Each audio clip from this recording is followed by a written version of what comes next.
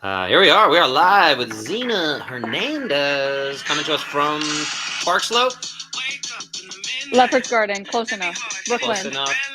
You're close enough. You can walk to Park Slope though. Yes. To the park. The Prospect Park. That's what I meant. Prospect Park. Anyway, we've known each other. We were talking about it since 2018, and this shirt is older than that. My 2013 shirt. I'm wearing the bright green for Easter. Today is Easter. If you guys are watching live, happy Easter, happy Ramadan. What else? Beyonce released an album apparently, so that's another holiday, I guess. I don't know. Zeena, how are you? I'm doing fantastic. It's a wonderful spring morning here in Brooklyn. Just walked my dog and I'm getting to catch up with an old friend. There it is. Beautiful day, beautiful Sunday. Most people are probably in church or celebrating Easter or something like that. That's okay. That's why we record these things. That's why we put it out there and people can check them out anytime. But Zeena's coming to us, also a physical therapist, doctor of physical therapy. Yes. Correct. Yes. And the founder of Good Reps. Show that shirt. Show it off. Good Reps athlete. That's right. I love the logo, the barbell plates and the kind of Olympic setup. Anyone just listening, check out their logo. It's a great logo. Good Reps. Tell us a little about the name. First of all, I love the name. I have my interpretation of the name, but I want to make sure that was the intention. Right. I guess with specifically the folks that I see, particularly Olympic weightlifters, everyone gets so caught up with making sure everything's perfect. They get the perfect rehab course, they get the perfect prep for their meets, they get a 6 for 6 weightlifting meet competition breakdown. And to be honest, that just doesn't happen. And what I explain to people most of the time is that, kind of like how you explain to people, that the goal is to get 1% better every day, or the goal is to kind of get your good reps in.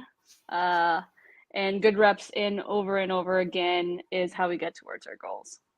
Yeah, practice does not make perfect, people, but good reps makes better.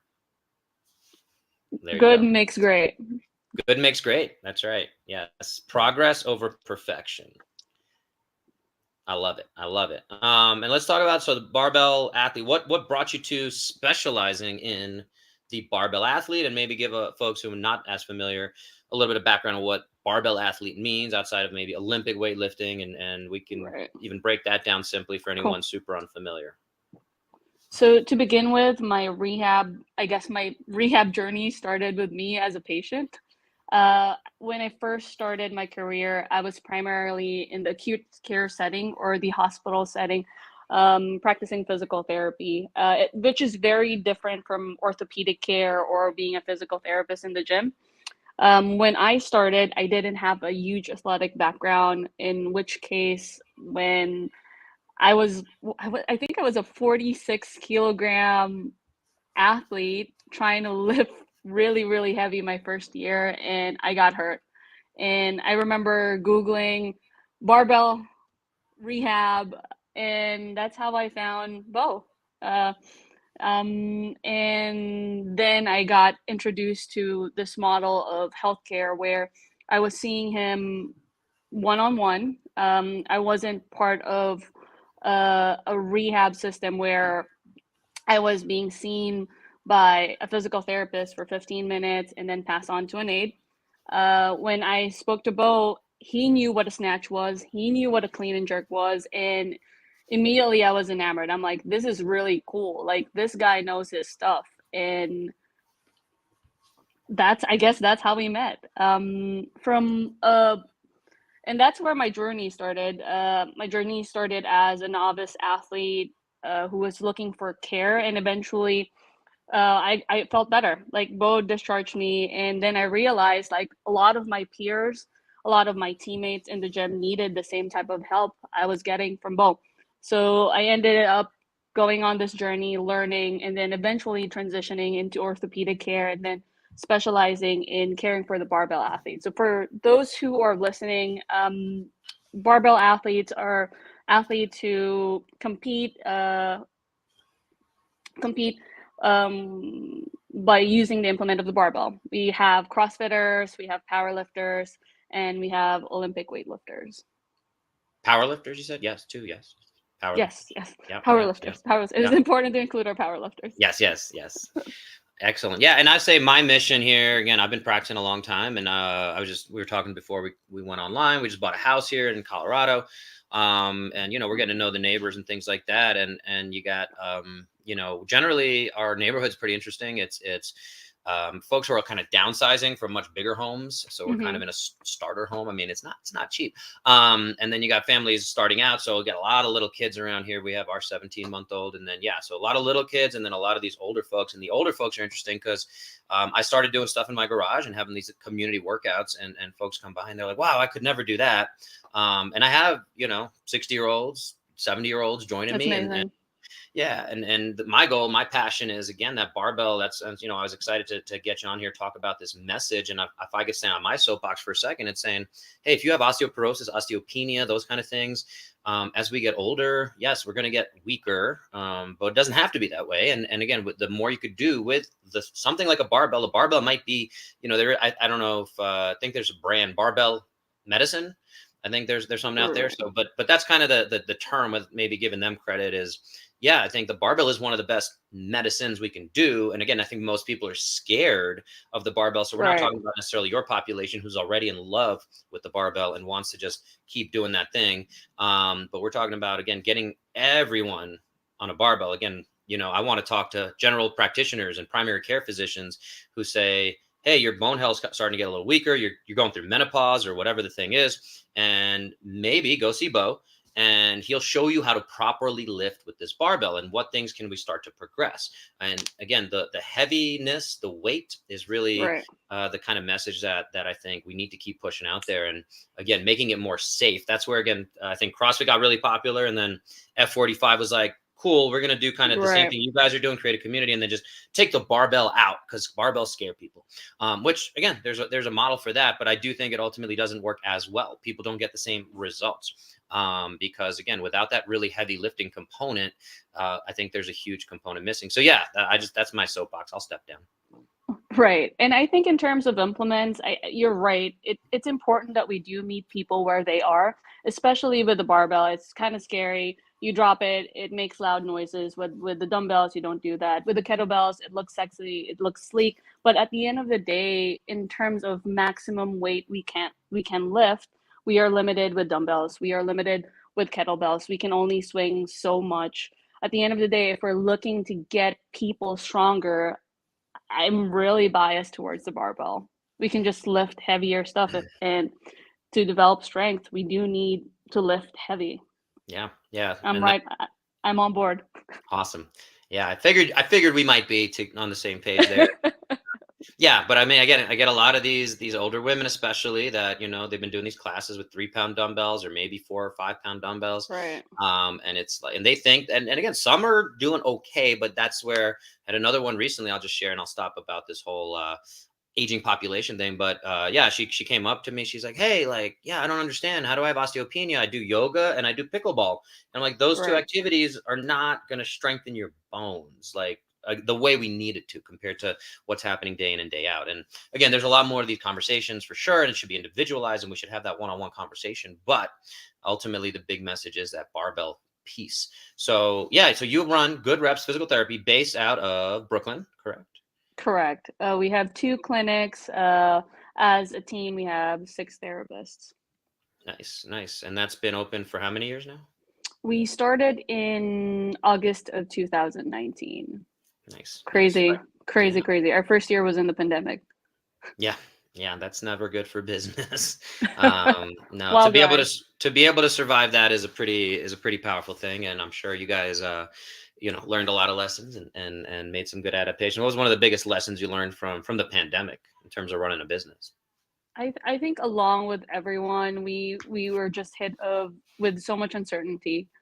We didn't know what 6 months ahead was going to look like, and it was a matter of being able to adapt over and over and over again, and resilience.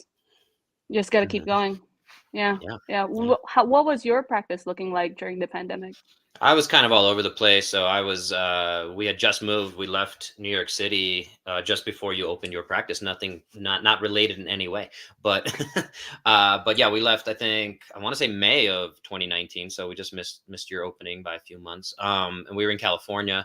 So yeah, I was just building my practice, seeing private clients. I did have online presence Right. where that was really beneficial. And I'd love to say I planned all that. But yeah, I do think online training is a huge piece of the future, and just being able to access that. It's something, again, I grew into organically, having built up a lot in New York City. And then the online stuff was kind of starting to emerge around 2013, 2014. Then I actually went to Dubai, for anyone who knows my story. And so I was able to continue to work with people in New York remotely. Right. And then when I left Dubai a little later, I was able to pick up a bunch of clients there and continue that online presence. And then I worked with a company, Active Life, still out there. And then they got me a lot of clients as well, and kind of took some of their systems and modified it, and as evolution does. So yeah, again, it was a lot of online stuff. I was working with a gym, Mission CrossFit at the time, and they were trying to get me to basically take over that gym. They had a lot of bad business practices that I have no problem sharing here, Was as they that in California or that was no? in California, Mission, Yeah. Mission CrossFit, right next to Mission Viejo, and Irvine, California, kind of Orange County. So they wanted me to take over that gym. Kind of, they brought me in as a little bit of a consultant initially, and wanted me to be like the Hmm. main guy. And I saw that they were just like bleeding money month to month, and I was like, I don't know, and it wasn't like just a complete takeover. So anyway, that was a whole interesting business perspective. But that was right around pandemic, and of course, once the pandemic hit, they ended up having to close down like within a month of the pandemic. So I kind of saw that the writing on the wall, so to speak. And but yeah, Right. personally, yeah, I just I kept the business kind of in that one-on-one situation. And yeah, in terms of seeing people in person, it was just very careful at that point. But that was Right. kind of the adaptation. And you mentioned resilience, and I also love the term anti-fragility, if you're familiar with that term. Right. um, so just not resilience. And again, if you've read, is it Talib Nasib. Nassim? Yeah. Yeah. Yeah. So resilience, like you face adversity, and you get back to normal.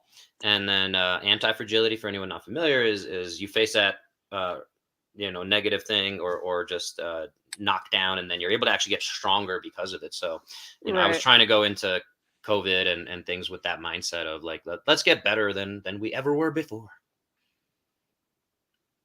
Yeah. So we want to talk about your role as a small little female. Without, but you mentioned you want to talk about taking up space as a female physical therapist in strength sports, because strength sports tends to be pretty big dudes. Sometimes, you might have a 300-pound guy you gotta work on, and they're looking at you. And it's funny because if anyone knows, Squat University is another big name in this space. And I've heard a lot of people say like, yeah, he's not a very strong looking dude. So we're going to dismiss his Right. knowledge. And again, I think he does a lot of clickbaity type stuff, and he's built a lot of success. I think a lot of the stuff he talks about, I 98% agree with. But yeah, I've seen a lot of criticism of someone like him who, it's like, yeah, Right. he can't even his Squat University. How much do you squat, bro? You don't even squat like 300 pounds. Right. So I do think, again, in the sport of barbells, again, it can be, as we see this weird influx of CrossFitter shifting into the barbell space, and then just these kind of different things emerging. And I'd love to hear your maybe kind of take on the personalities and things that have happened there. But yeah, I think it's been an interesting blend of people. But there is that all-encompassing space where it is kind of open, and again, I think all shapes, sizes, colors, all that kind of stuff, where it's totally open, is what I've seen in the past. But I'd love to hear your take on that, especially as a small minority female. You have all the minorities going for you. All the minorities. I'm small. I'm tiny. I'm a female. I'm gay. I think, and you're right. When it comes to the gym, there's this pervasive idea that the bigger you are, the stronger you are, the more knowledgeable you are, right? Like people will come up to like the biggest dude in the gym and ask them like, how are you able to do that? And assume immediately that they know everything. Well, in fact, it's not always true. You know, you can be a subject matter of something without looking the part. And I think it's to a certain degree too. I have it easier. Like if you're a dude and you're tiny like Aaron, like I think the criticism is higher, but then there's no specific expectations for me to be bigger because I'm already tiny, which is easier. But at the same time, in terms of credibility, it's easier, I think, particularly in the strength space, if you look a certain way. And to have that credibility and establish that credibility for me when I was starting was harder. Like it's harder to kind of go into a gym and be like, hey, you know, I think you should do X, Y, and Z to squat heavier or try this and that when I am 48 kilos and I squat X amount, you know. But I think over time it just got easier because then I had people trusting me, particularly coaches within my community, and sort of that trust just, I guess, produced results. And with results, then you have your credibility. It's a funny thing. It goes both ways. It's easier, but it's not for me. Yeah, for sure. And that's great that, again, I do think, again, it's this, how do we build credibility? Again, like Aaron, Squad University there has done a really good job of, he's gotten really good. I think he's gotten a little too clickbaity. I end up seeing a lot of the thumbnails always like a girl with her cleavage out and like, you know, can't believe this. And then I'm like, okay, I got to click on that, see what's going on. Right. But again, like I said, a lot of the substance underneath that is still pretty good. But as long as people, and he's not selling as much as like squat or knees over toes guys, another one. I like to complain about all this stuff going on in the fitness space. Right. But yeah, knees over toes is more concerning because he's promising a cure for your knee pain. And I've just seen a lot of people who end up either having worse knee pain because of it, because they're like, I have a torn meniscus. I did the knees over toes program, and now I'm not any better, or I actually have more pain. I do want to talk about that, injuries in general, to stop bashing on all the other celebrities in the space. Is my understanding, again, what the research I've seen is in barbell sport, it is one of the safest activities from a research-based perspective in terms of injuries per hours participated. Generally speaking, and I know some of the injuries and statistics. I've in the research though, I think it's one of the absolute lowest. I think it's less than 1%. 1.6. 1.6. So close. So close. But, well, it depends on. We can go back and forth. But yeah, 1.6 is injuries per 1,000 hours participated. Is that the statistics? Yeah.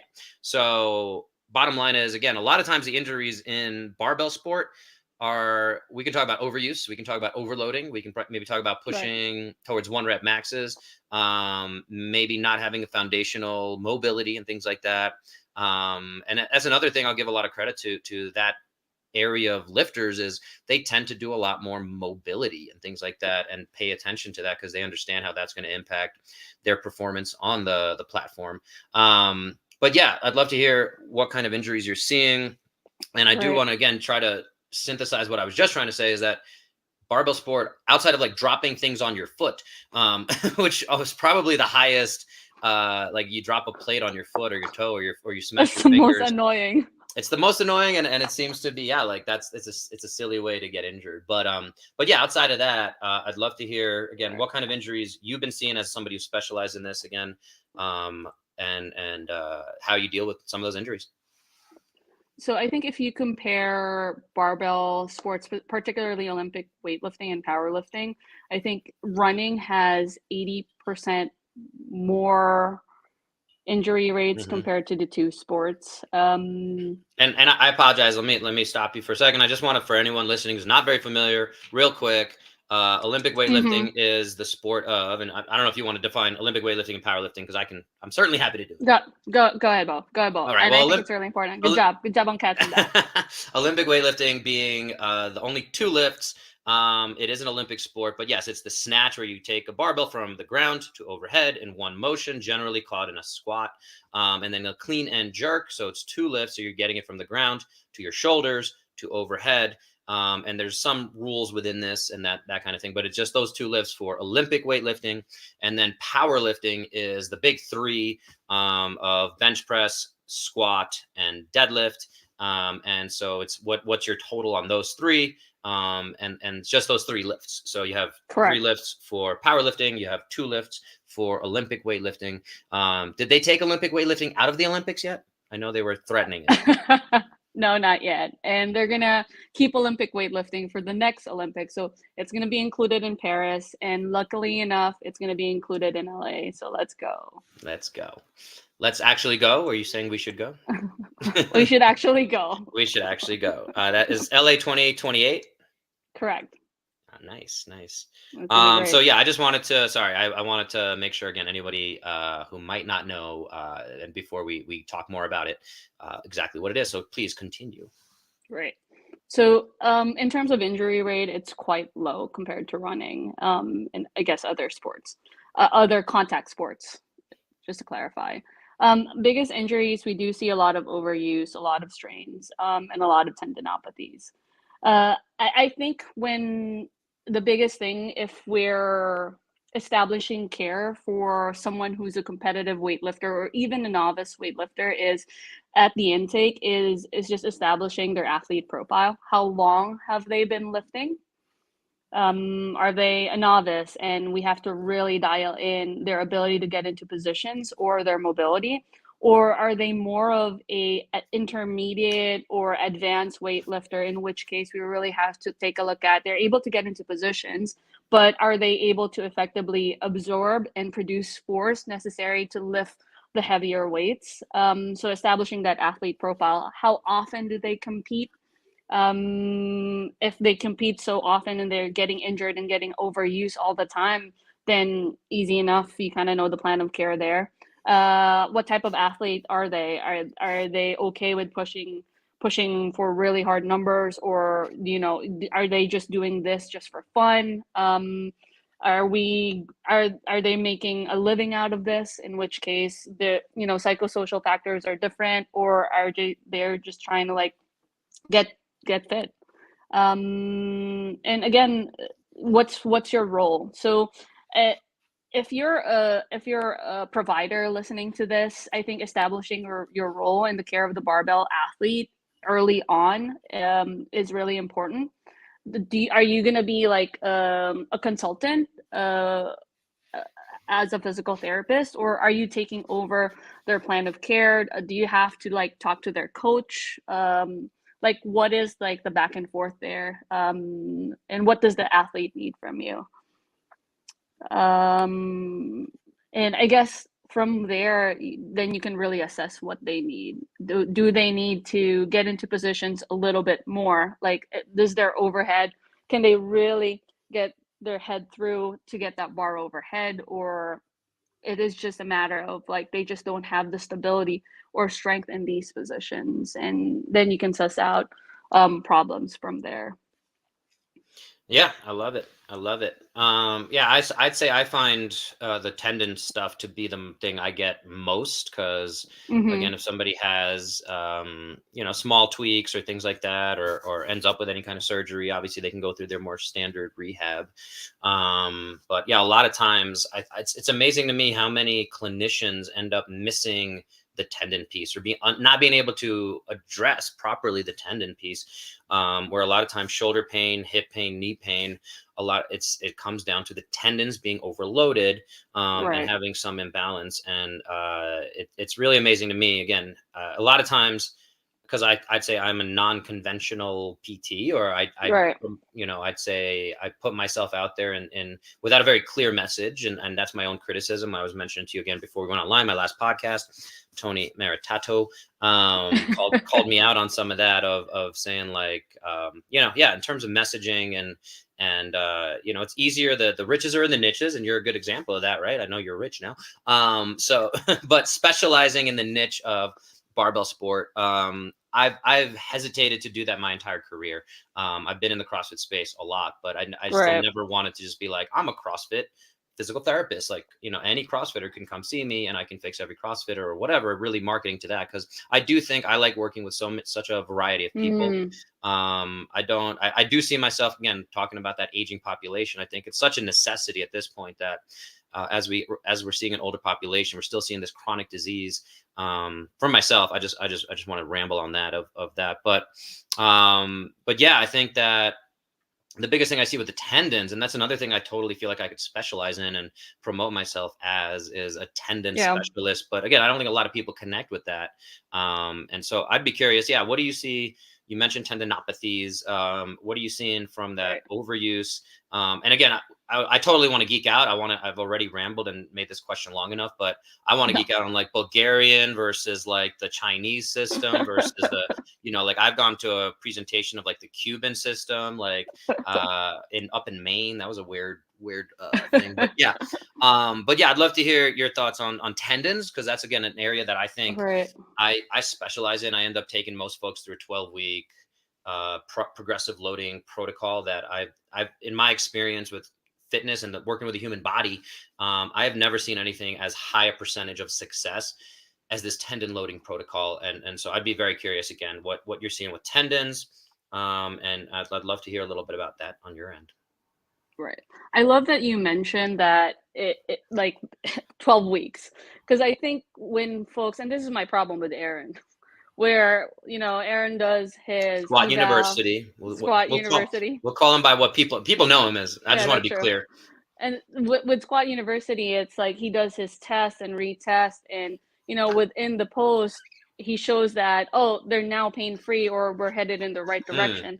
But when we talk about tendinopathy, it really takes time. We know that tendons do take a little bit longer to adapt compared to muscle in terms of timeline. And those adaptations do require stimulus, and that stimulus also has to be gradually progressed over the course of the rehab timeline. In terms of tendon rehab, we do see, it really depends on the programming, to be honest. You'll see sort of trends too, depending on which clubs you are serving, and depending on which part of the programming they're in. So let's say, for instance, the athlete is not really ready, particularly for overuse injuries or underpreparedness, I'd like to call them. They're just not really ready for like a really squat heavy programming, and they get an acute overload on their knee, let's say, and they get knee pain. Once they're really acute, you want to decrease that load, but at the same time, you have to find sort of like that sweet spot where we're still loading, just because we know that if we don't load tendons, they don't lay down collagen and folks don't get better. I think the biggest missing piece for tendon rehab, though, and this is what most clinicians do miss, particularly for Olympic weightlifters, I'm not talking about powerlifters, is taking folks from heavy eccentrics and making sure we're progressing them into plyometrics. So with tendons, yes, it is important that we do work on just making it getting the tendons stronger and the surrounding tissues. At the same time, strength also means being able to produce and absorb force and being able to withstand that stretch and shortening cycle, which happens at high loads when we're Olympic weightlifting. So we do our heavy, eccentric loading protocol, but at the same time, we make sure that we are taking them from pre-plyometric stuff like that, like snap downs, even pogos, to kind of just start getting tendons moving, even down the stream, and then getting them to jump. So we start with like depth drops into depth jumps, counter movement jumps, getting them to progress from there. And do you mind just defining eccentrics and plyometrics for the lay folks might be listening? Yes. So for folks, to put it simply, eccentric is the muscle lengthening under load, right? So let's say, for instance, I'm doing a bicep curl like this. Let me show everyone my biceps. It's not me shortening or bringing that weight up. It's me slowly lowering with control that weight down. And then for plyometrics, we're talking about repeated stretch and shortening cycles, particularly for the tendon. So that might look like repeated jumps. Yeah, and awesome. It's not the same as jump training. I know people are going to be like, "Oh, what about blah blah blah?" To put it simply. Yeah, I think we've done a good job. Hopefully, that's why I try to define some of these things and avoid some of the more trolly and the unnecessary debates. And perhaps when we get up into our hundreds of thousands of views per video, we'll get more of the trolls. And again, unfortunately, in our space and physical therapy, everybody wants to argue about the minutia, and sometimes it's useful to have a legitimate back and forth debate, again, for trying to call out Squat University. Like we said, ultimately, I think someone like Aaron in Squat University is a good resource of spreading good information, right. And let's get out some good stuff. And again, generally people will come to me as a patient who's just dealing with, and they just want to work out in the gym. They might not even be a strength athlete per se, or a power athlete or a barbell athlete. But they're able to talk about, knees over toes, or Aaron with Squat University, or some of these other more popular social media folks that, again, it's always like, hey, let's make sure we have some context about what that is. Again, you mentioned, he'll have this. Oh, you got the echo going. Did you turn me on? There you go. Sorry, I lost you there, Bo. Yeah, you were. Yep. I don't know what you did there. Can you repeat what you said? That's all right. I was just talking about Aaron and the fact that I was starting to say that a lot of times he'll take, like you were saying, it's a lot of out of context stuff, and I think that, again, hopefully we can put some more context to that. You're doing something where you're hitting something. You're giving me the echo. Okay, can you hear me now? Now you're good. I don't know what you're hitting. Stop doing it. That is the earbuds. I tell people to get the old school wired is better, or whatever you got going on there. That's okay. I just don't have them. Did the AirPods die? It's not connecting. Oh, yeah. They might have died. I don't know. You're good now. You're good now. Clearly, though. Perfect. You're good. Yeah, you got a little more echo, but that's okay. Yeah. So we were just talking about the concept of, again, like we show a video, say, hey, this person had this weight shift as they're squatting, and then they had pain in their right side. Well, we got all the noises now. That's okay. She needs a minute, so I'll just talk. It's okay. But yeah, he'll show that somebody had that weight shift, or that hip shift as they're squatting, and then so all we did was this stretch and this and that, and boom, boom, boom.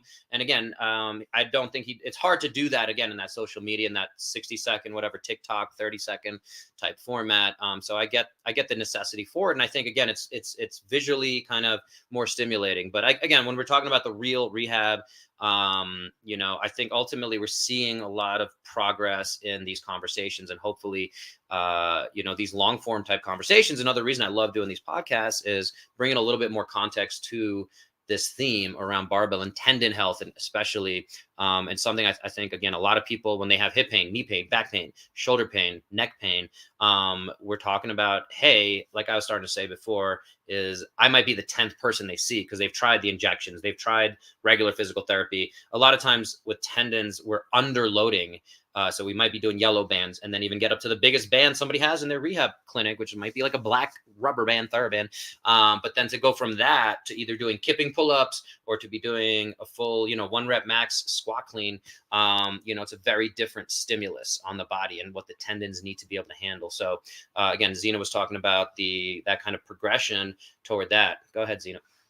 Yeah, I think you're right in terms of like the difficulty with short formats and being able to really convey a realistic rehab course. And I guess like a lot can be lost in the internet, and that's why it is really important that we do have these long format conversations. It's hard. It's hard to kind of like go in and talk about like, hey, you know, with tendon rehab, you might have a flare up, but that's not really sexy No. on TikTok, and that's not really sexy on Instagram. And I guess that's the difficulty when we're trying to like, you know, just give information to people. And I'll say, even in this format, I think it's hard to give a definitive like statement, because I think a lot of folks like us, and I think you do a better job than I do from what I've seen on social media of marketing to your people. Where again, I try not to have like one type of people, but I'm trying to put out the best information I can. But I do think, again, in doing a lot of research around marketing, for sure, there's ways to massage the message to be more appealing and get that connection. But again, if you have a 4-hour podcast, which we're not doing 4 hours here, I'm thinking of the Joe Rogan, who seems to is still like the most popular podcast in the world somehow. But yeah, it appeals to a certain demographic. And then same thing, even if we have these, we're coming up on 40 minutes now. You know, what's somebody's takeaway? We can put that in the show notes. We can put that in the message. A lot of times when I follow up after my podcast, people are like, oh yeah, I really like this one thing that you said. And like, if something resonates, that's where, again, it's this put stuff out there. And then maybe, you know, again, I should be better. We were talking again about utilizing this stuff. It's okay. Dogs can bark. We can take that like little 30-second soundbite and put that in. But yeah, it's again, to tendons, I'll try my best here to say, and again, heavy, slow resistance is necessary. I actually make sure I start out with, you were mentioning the eccentric. So the concentric is where we kind of, you know, do the up, and then the down is the eccentric. I actually make sure we're loading that whole time, so the tendon is constantly under tension. I think my approach to it is time under tension. So we start out with 3 sets of 15 that first week, whatever that movement is. If it's bicep curls for the shoulder, for the bicep tendon, 3 sets of 15, 7 seconds per rep. That's 105 seconds of tension. And we want, at the end of that set, you put down the weight and you're like, wow, that was pretty hard. I had a little bit more in me. And that's kind of where we need to find that magic speed limit of loading. And that's where I come in as a coach. It's not just like, hey, here's a program, do 3 sets of 15 at this tempo for the next 12 weeks. We got to progressive. We got to make sure we're changing things. We got to make sure we're moving. How else are we also opening up, doing more mobility stuff that supplements and complements all that? So that's where, again, the magic comes in.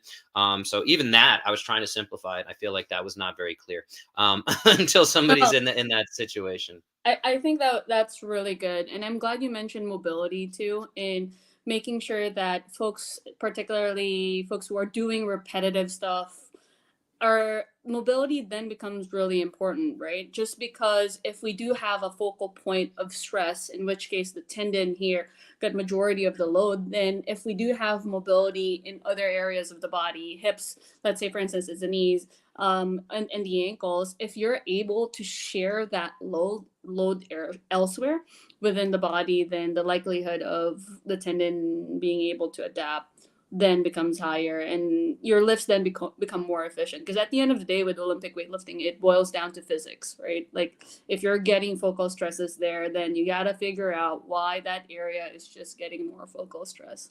What's interesting too, Bo, is that we've utilized like heavy, slow resistance training, but now in the gym, we're lucky enough that we do have blood flow restriction cuffs. For folks who do not know, it doesn't sound too crazy. It really is just taking a band. You increase the cuff, I guess, density by pumping air, kind of like how you would do with a blood pressure machine, and you kind of just decrease blood flow into the area. What it does is that decreased blood flow into the area, kind of like with Bo's protocol that he described, it decreases increases metabolic stresses in that area, in which case your body thinks you're working really hard, like you're doing X amount of reps, 15 reps for how many sets, even though you're doing body weight stuff. So then you can decrease mechanical stresses and increase metabolic stresses, which is so also like now a cheat code for particularly athletes who do have a lot of mechanical stress already.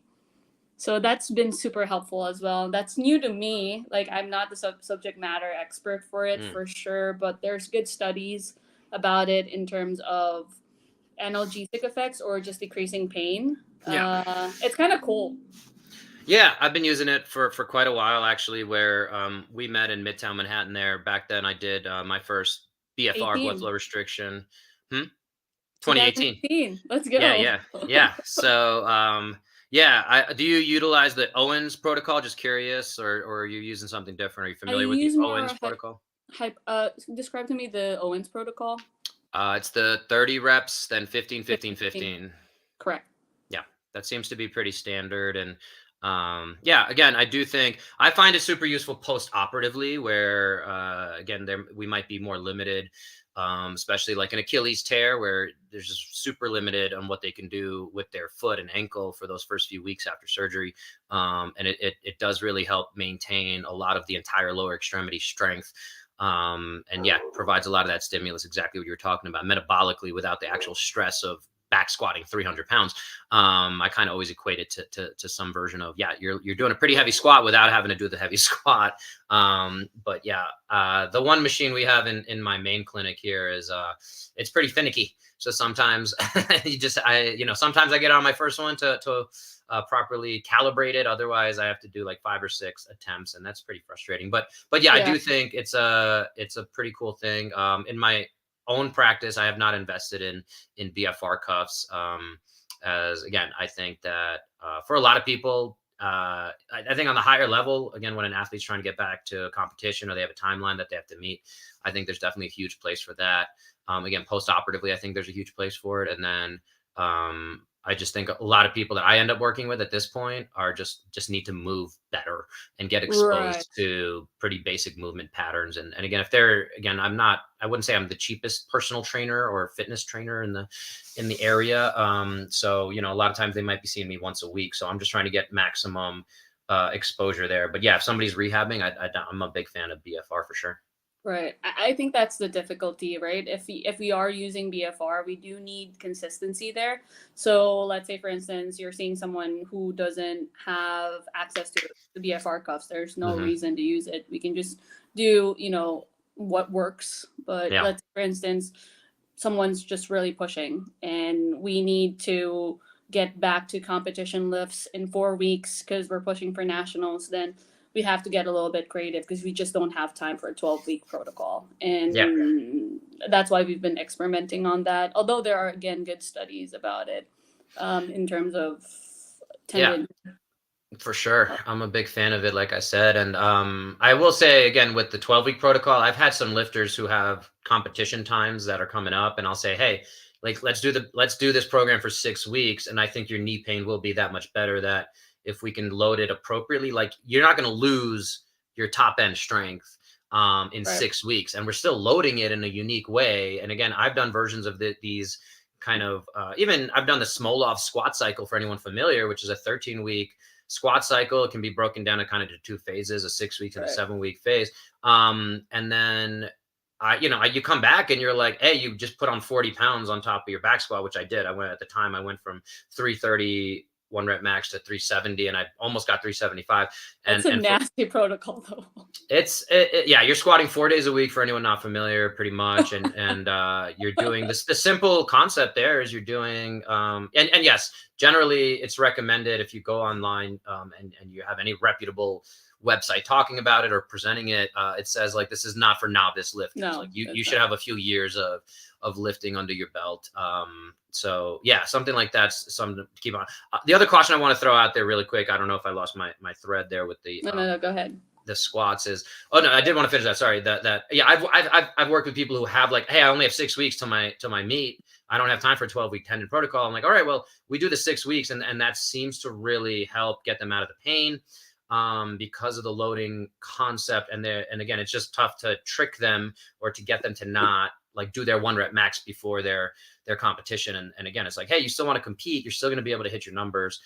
It's not the ideal, but yeah, we can talk more about, for your next cycle of working out, meso, macro cycles, all that fun stuff that, how do we approach that for the next one? But for this one, the 6 weeks of loading seems to help a lot. And I've had some really great success stories there. The other part I did want to say about blood flow restriction training, since we're bringing it up, I want to caution people to make sure that if they are using a device, they're not kind of going for the cheaper ones. And I don't know if yours do that, where they're kind of guessing, versus a true cuff that can tell you, it's going to measure kind of like a blood pressure cuff. And it's going to say, hey, your number is 190 millimeters of mercury. And then it's going to deflate that 80% of whatever that is. Versus some people just like, I don't want to call out any brand. I think there's smart cuffs or something like that. Or there's, huh? Yeah. Go ahead. Yeah. So there's ones where you can just put it on and you're kind of guessing at what it is. But yeah, there's a point where you might be doing too much cutting off of circulation, and that might do some harm. Again, luckily, I haven't heard of too many of these crazy situations, but just something to caution people on, like, cutting off circulation is definitely something that should be a little bit carefully applied, not just, kind of willy-nilly, so to speak. Right. I think being specific with the description of the cuff is really important. So if folks take a look at smart cuffs, they do actual occlusion versus restriction. So I think like playing around with that. Smart cuffs does measure actual occlusion and gives you a percentage of what's like ideal for you to work on. I think the Be Strong cuffs, they do blood flow restriction, in which case they give you a blanket statement of like, this is how much restriction you do for the upper extremity, and this is how much restriction you do for the lower extremity. It's less scientific. I don't know the efficacy of it, but I think those two, like, they're viable versus just folks taking like a voodoo band and just doing. I've seen it in the gym. Oh yeah, yeah. In CrossFit, they're I would say in CrossFit around 2013, 2014, that became really popular. There was the voodoo bands for making you feel a little better, but then there was the voodoo bands. Oh, maybe we can take this, and there's this BFR thing, and then we're just going to do kind of the poor man's version of it, so to speak. So that's something I've definitely seen for sure as well. Less protocol based, and but yeah, who knows how much progress you're getting out of that. And again, if your coach is prescribing that, I don't know, who are we other than doctors of physical therapy. I will say also, though, that something of note with blood flow restriction, again, I think we've seen some of the good stuff, and we are almost, I don't know what the term we should say is, but we are kind of limited by research, right? We want to follow the evidence. And I do think 99% of the evidence I've seen around blood flow restriction is being paid for by the blood flow restriction companies, the guys who make these and manufacture these, which makes sense. But it calls into question a little bit of the biases and things like that. Again, something worth thinking about. Again, sometimes same thing. We know this in the food industry when, people are doing safety studies on whatever stevia or something like that. If it's the stevia manufacturer doing the study, I'm going to be a little skeptical of that. So same thing with the blood flow restriction. Sometimes I'm a little skeptical of it, but I've definitely seen it have benefits and cause a lot more soreness. In that kind of, again, correlative effect, that at least something's happening. But yes, I do think something I'm cautious about. And another reason I haven't invested, I'd love to have BFR cuffs in my own space, but I think, what are we looking at? Like over $1,500, $2,000 to get something like that. Yep. Do they come in now? Yeah. And then you'd need different size cuffs and all that kind of stuff for different humans and arms versus legs and all that kind of stuff. And then the other one I'm a big fan of is the diagnostic ultrasound, which again, we're talking $2,000 to $5,000 for one of those units. I do think it would get us much better clinically, academically, but I just don't think the ROI is there to say, hey, I have a diagnostic ultrasound, like, look what I can do. And at some point I might invest in it. But yeah, it's definitely tough to justify that in the budget, so to speak. But anyway, those are some of my random thoughts. Right. With like diagnostic ultrasound, is it big in Colorado? No, not at all. But again, I think that I don't think it's big anywhere. Unfortunately, I think some Right. orthopedists, I think it's going to be very, you mentioned, we were talking about, again, about dry needling, which is not allowed in New York for physical therapists. It is a big thing here in Colorado for sure. The company I took, AAMT, American Academy of Manual Therapists, that company has their level 3 dry needling Mm. certification is under diagnostic ultrasound. So you can actually see, like when I'm looking into the upper trap, you can use the diagnostic ultrasound to Oh, make sure cool. you're actually releasing and like making sure you're hitting the muscle, which is what most orthopedic surgeons and or who are doing injections or physiatrists they're utilizing that in their side to make sure the injection is going where it needs to go. If they're injecting, whatever they're injecting, cortisone or what have you. So again, I think it'd be great. I do think I get pretty darn good results with dry needling or my hands. Right. And there's kind of this: how precise do we need to be? What's the difference? Again, is it worth that $2,000 to $5,000 investment? Is it worth the time to take to make sure we're hitting the right spots? I think that you should know your anatomy, obviously, hopefully. One of the biggest risks with dry needling out here has been interesting to see is, puncturing a lung, pneumothorax. And I've heard of these things happening How every big are time. these needles? They're super thin. They're super thin. Just for anyone not familiar, they're 1/20th of like the nurse needles that'll give you the vaccine. So they're super thin. They're the same as acupuncture needles. I think the thing that I think even if I did one of those needles right into your lung, knowing where your lung is, it would not puncture your lung. It's the older method of the application for needling is pistoning.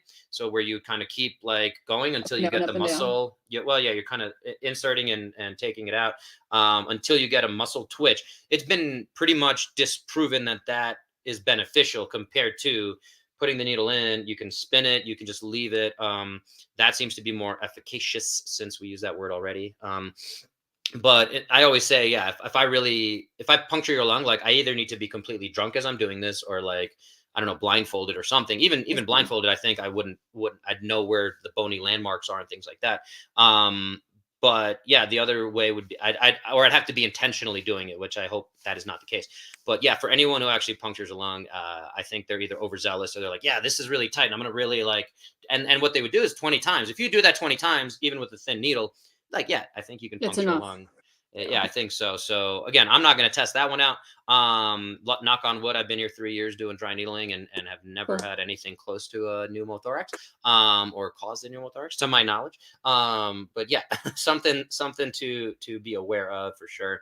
And again, I hope that doesn't throw the public off. Somebody who's like thinking about dry needling. Again, the risks are super duper low. And like I said, I've never even come close to that. I would say I've never even had a negative response. I mean, of somebody being like, "Ooh, that made it more sore or made it worse." Like initially, sometimes it can if they're really reactive, but I'd say 99% of the time people come back and they're like, the next day it felt really good. I slept really good that night, all that kind of stuff. So, thumbs up from Dan Cannon. Thank you, Dan. Cool. So I want to be respectful of your time and the listeners' time.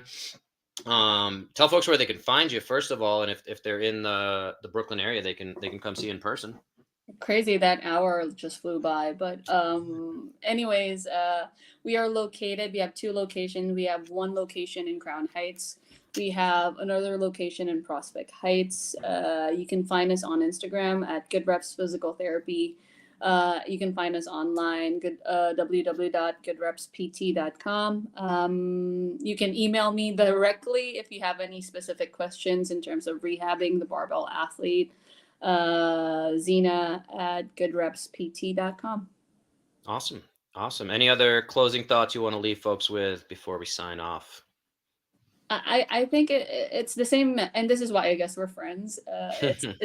It's the same message that you promote is, if you have a goal, if you're an athlete, don't go for perfection. You will hit those road bumps. And the biggest thing is just you got to get in your good rep, whatever that may look like for that week. And good reps over and over again gets you towards your goal. No bad reps. Good songs. It's all about the training song. All right. Thank you, Zeena. Everybody out there. Good to catch up. Yeah, let's do it again soon. And happy Easter to anyone. Happy Ramadan. Happy Beyonce release album, whatever she did there. And we'll talk to you guys next time. Hope the conversation got